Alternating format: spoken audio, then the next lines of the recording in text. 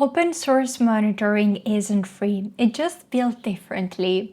UptimeRobot is hosted monitoring, the alternative to running your own monitoring server where the cost is money instead of your time and attention.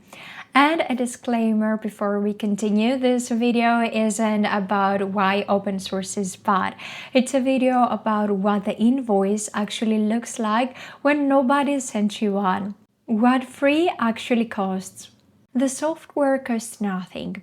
Everything around it doesn't. You need somewhere to run it, a VPS, $5 to $20 a month, forever. You need to install it, which means Docker or a node and the process manager, and you need to handle SSL for the dashboard yourself. You need to back up the database because it lives on that box and nowhere else. You need to update it when new versions ship. And when something breaks at an inconvenient hour, you're the support team. None of that is bad if you're enjoying them, but price your own time honestly. Add up the setup, the maintenance, and the 2 evenings a year something goes wrong, and compare it to $9 a month. That's UptimeRobot's solo plan built annually. The question was never free versus paid. It's which currency I'm paying in. The part that costs you twice. Here's the structural issue. Self-hosted monitoring runs from one place, your server. One vantage point, one network path, no second option.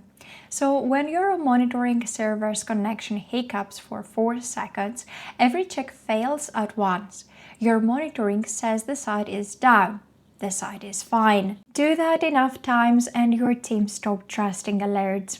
That's the expensive part. The next alert that's real gets ignored because the last 6 weren't. UptimeRobot checks from multiple regions, and when one region reports a failure, it rechecks from another before alerting you. 2 independent viewpoints have to agree before your phone rings. And there is a bigger version of the same problem. Your self-hosted monitoring lives inside the infrastructure it's watching. When the infrastructure has a genuinely bad day, your monitoring goes down with it, silently at exactly the moment you needed it most. What matching it actually takes? You can solve the single location problem with open source.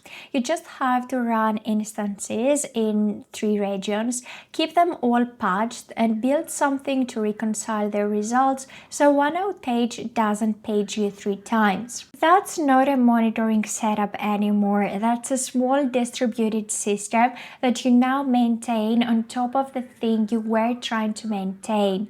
Same story for a status page on your own domain. Alert escalation, team access, 12 months of history for an SLA review. Each one is achievable.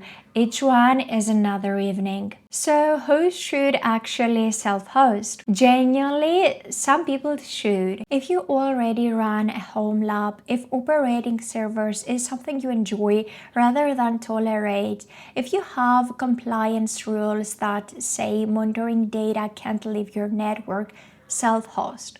Uptime Kuma is one of the best tools out there for that, and you're not making a mistake. But if monitoring is a thing you need to work rather than a thing you want to run, if the point is shipping your product, not maintaining the thing that watches it, then hosting is the honest answer. UptimeRobot's free plan covers 50 monitors at 5-minute checks. If that's enough, you are done and it costs you nothing but a sign up. The real question isn't which tool is better, it's whether running a monitoring infrastructure is something you actually want to be doing. Let us know in the comments what you believe about open source alternatives, if they are really free or if your time and sanity is worth $9 per month. If you want to try UptimeRobot, the link's in the description. You can start with a free plan, and if you want to dive deeper, our full Uptime Kuma comparison is linked too. Thanks for watching and happy monitoring!